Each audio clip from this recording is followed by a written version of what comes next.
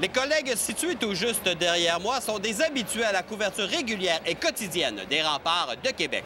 Avec moins de 20 matchs à faire au calendrier régulier, nous sommes allés les rencontrer afin de connaître leur opinion d'ici à la fin de la saison.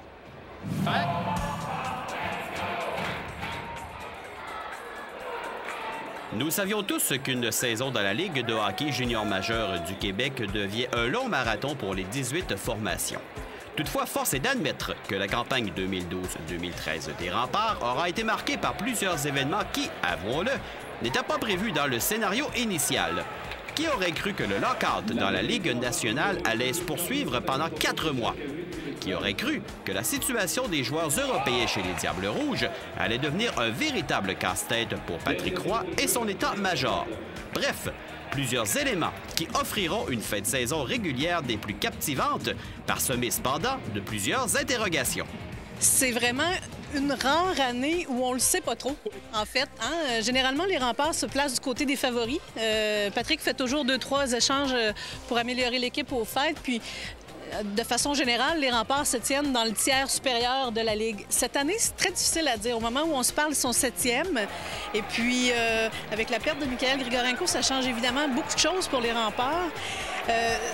En fait, là, je pense que c'est un test de caractère pour l'équipe. D'ici la fin de la saison, comment on va remplacer Grigorenko? Comment on va réussir à compenser les buts que Grigorenko amenait? La bonne nouvelle, c'est que Kurt Etchegaray est sur le point de revenir. Donc, on va avoir enfin un vrai centre numéro 2 là, pour pivoter la deuxième ligne.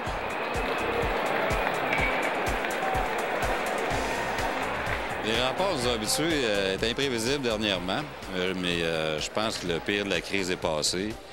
Là, le dossier Grigorenko est réglé. Je pense que tout le monde sait à quoi s'attendre. Il va y avoir le retour de Kurt Etchegaray. Je pense qu'il va solidifier un peu l'attaque, un joueur d'énergie dont on a besoin. Alors moi, je pense que les Remparts vont devenir de plus en plus constants.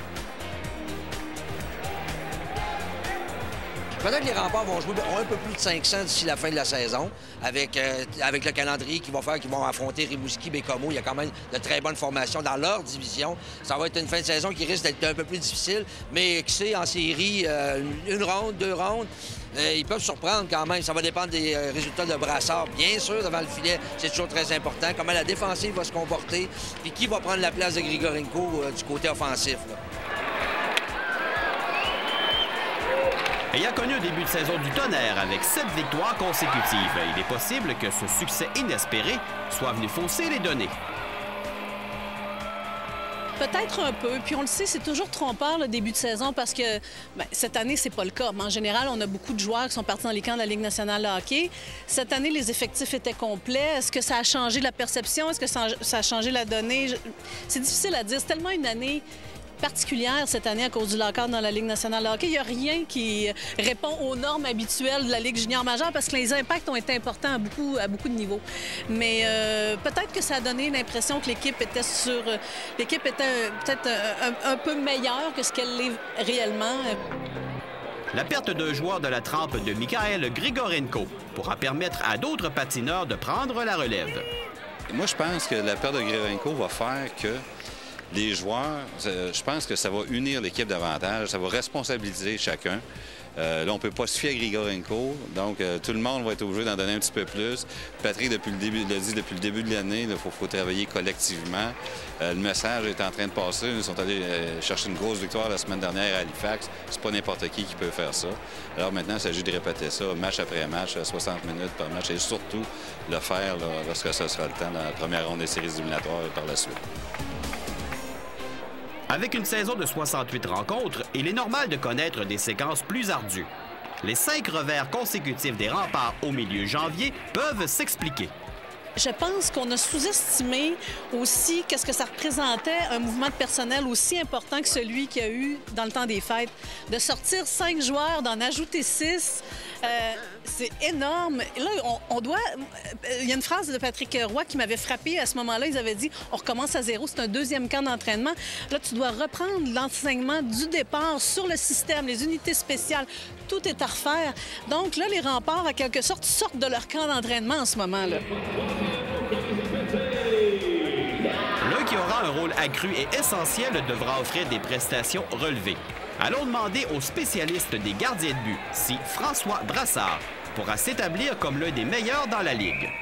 Moi, je pense que François est un gars solide mentalement. J'ai hâte de le voir en série. J'aurais aimé ça le voir l'an dernier un peu plus.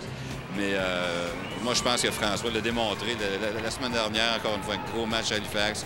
Il y a eu quelques matchs un petit peu plus difficiles, mais il est capable de sortir des gros matchs. Un gars très calme, intelligent, qui comprend son rôle. Moi, j'ai énormément confiance en François Brassard. L'identité traditionnelle repose sur les habiletés en attaque. Les modifications apportées veulent changer l'image de la formation. On demande aux joueurs d'être plus physiques, on leur demande...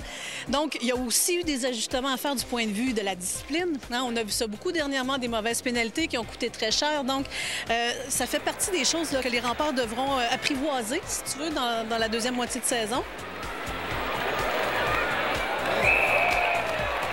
L'implication physique, ça va plus que de la robustesse. C'est surtout ça qu'on va avoir besoin pour dire gagner nos batailles le long des rangs. Puis travailler pour compter des buts. Là. On a moins de mains. On a moins de mains présentement. Puis évidemment, l'unité défensive devra élever son jeu de cran aussi. Oui, les Carrier, Lefebvre vont devoir prendre charge de cette défensive-là. On a ajouté quelques éléments, mais Donnelly n'est pas là nécessairement pour contrôler le meilleur trio offensivement. Mais lorsqu'il s'aperçoit, il doit être capable d'être contrôlé ce qui se passe là, au moment où il est là. Pour leur part, des joueurs tels que Anthony Duclair et Adam Ernie devront offrir un peu plus, et ce, malgré qu'ils en soient à une deuxième saison seulement. Les jeunes doivent aussi emboîter le pas, c'est eux. Je pense qu'il y a beaucoup de messages qui leur ont été envoyés dernièrement de la part des vétérans de l'équipe, de la part des entraîneurs. C'est une année très importante pour ces deux joueurs-là qui sont admissibles au repêchage de la Ligue nationale cette année. Ils jouent aussi leur rang de sélection. Donc, il faut qu'ils apprennent. D'abord, il faut qu'ils montent leur talent sur la patinoire, mais il faut qu'ils arrivent à le faire dans un concept d'équipe. Et ça, c'est le défi qui les attend là, d'ici la fin de la saison. On les a vus s'entraîner régulièrement. Je pense qu'ils ont compris le message. Mais encore là, l'adversité, comment ils vont réagir à l'adversité. Les séries, c'est toujours très différent. On l'a vu l'an dernier lorsque les jeunes... Si ces jeunes-là peuvent produire comme les jeunes d'Halifax l'avaient fait l'an passé, bien oui, on a des chances d'aller plus que 2 rondes. Mais soyons francs, qui va battre Halifax? Le Canadien? Même pas, je pense. Merci, Mario!